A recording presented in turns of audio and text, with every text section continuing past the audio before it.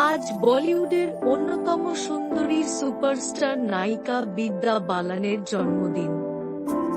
বিদ্যা বালানের কেরিয়ার শুরু হয়েছিল সাল 2003 এ বাংলা ছবি ভালো থেকো দিয়ে। ছবিটি পরিচালনা করেছিলেন পরিচালক গৌতম হালদার এবং তিনি প্রায়ই বলেন যে তার বাঙালি সাজসজ্জা ও কলকাতার প্রতি ভালোবাসার কারণে অনেকে তাকে ভুল করে বাঙালি বলে মনে করে, যা তার জন্য গর্বের বিষয়।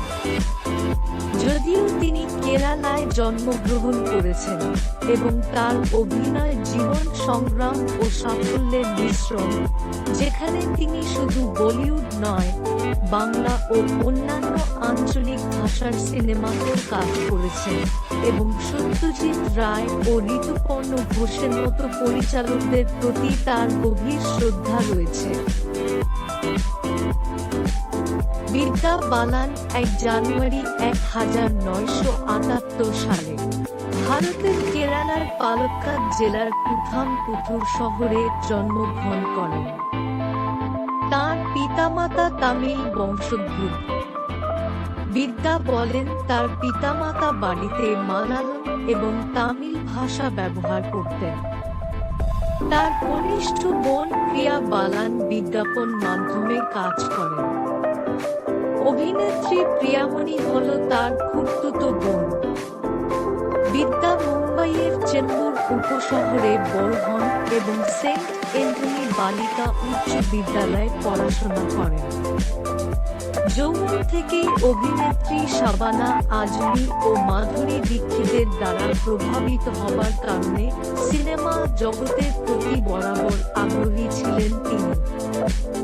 16 বছর বয়সে তিনি একতা কাপুর পরিচালিত হাম 5 সাইটকমের প্রথম মৌসুমে রাধিকা নামে এক তরুণীর চরিত্রে অভিনয় করেন।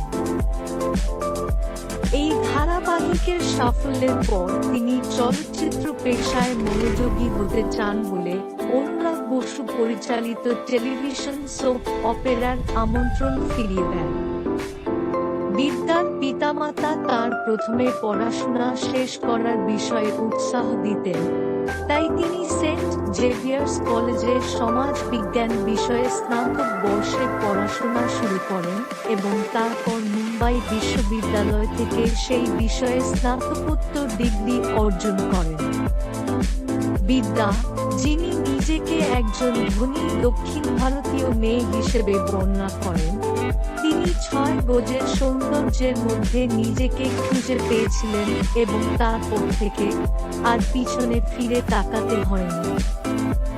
যখন 2011 সালে দ্য ডার্টি পিকচার মুক্তি পায়, যেখানে বিদ্যা সিল্ক স্মিতার ভূমিকায় অভিনয় করে সিনেমা প্রেমীদের অবাক করে দেয়, তখন বিদ্যা তার স্টাইল এবং ফ্যাশন পছন্দগুলিকে গ্রহণ করে এবং তার মধ্যে আত্মবিশ্বাসও প্রতিফলিত হয়।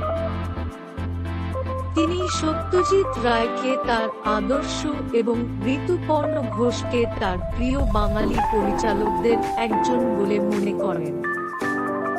মুম্বাই বিশ্ববিদ্যালয়ে সমাজ বিজ্ঞানে স্নাতকোত্তর করার পর তিনি বিজ্ঞাপন ও মিউজিক ভিডিওতে কাজ শুরু করেন এবং 2005 সালে পরিণীতার মতো হিন্দি ছবিতে সাফল্য পান। প্রণয় ধর্মী নাট্য চলচ্চিত্র পরিণীতায় ললিতা চরিত্রে অভিনয় ছিল তার প্রথম হিন্দি চলচ্চিত্রে অভিনয়। তবে চলচ্চিত্রে কর্মজীবন শুরু করার পূর্বে ভিন্ন ভিন্ন পেশায় ব্যর্থ হয়েছিলেন। পরবর্তীকালে বিভিন্ন টেলিভিশন বিজ্ঞাপন ও মিউজিক ভিডিওতে কাজ করার পর 2003 সালে তিনি ভালো থেকো স্বাধীন বাংলা চলচ্চিত্রের মাধ্যমে প্রথম বড় চলচ্চিত্রে অভিনয় করেন। পরবর্তী বছর 2006 সালে রম্যনাট্যধর্মী লাগে রাহ মুন্না ভাই চলচ্চিত্রে প্রধান চরিত্রে অভিনয় করেন, যা বক্স অফিসে সাফল্য অর্জন করে। এই সাফল্যের পর তিনি প্রণয় ধর্মী রম্য হেই, বেবি ও কিসমত কানেকশন চলচ্চিত্রে কাজ করেন, যার ফলে তিনি নেতিবাচক সমালোচনা লাভ করেন।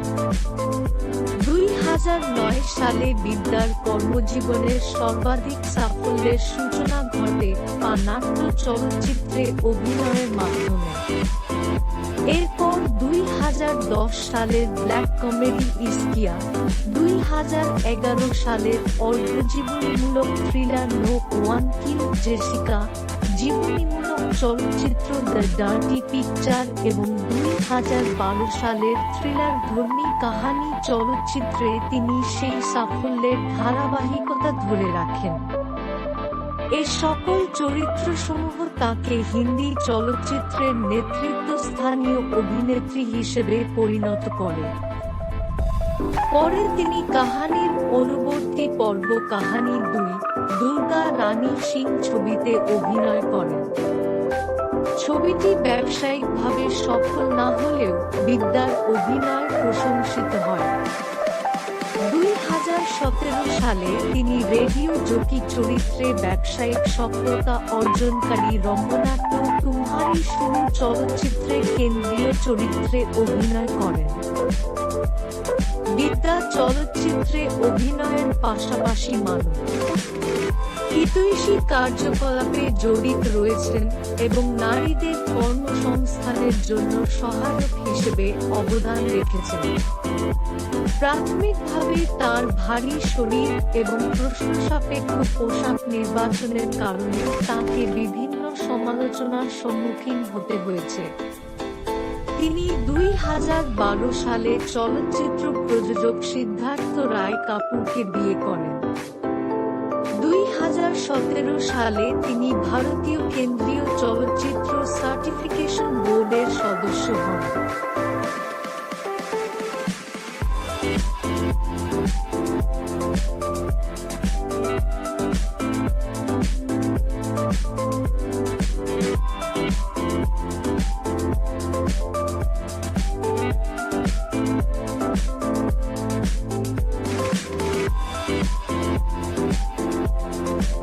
তাহলে বন্ধুরা ভিডিওগুলি দেখুন, লাইক করুন, শেয়ার করুন আর কমেন্ট করে জানান কেমন লাগলো।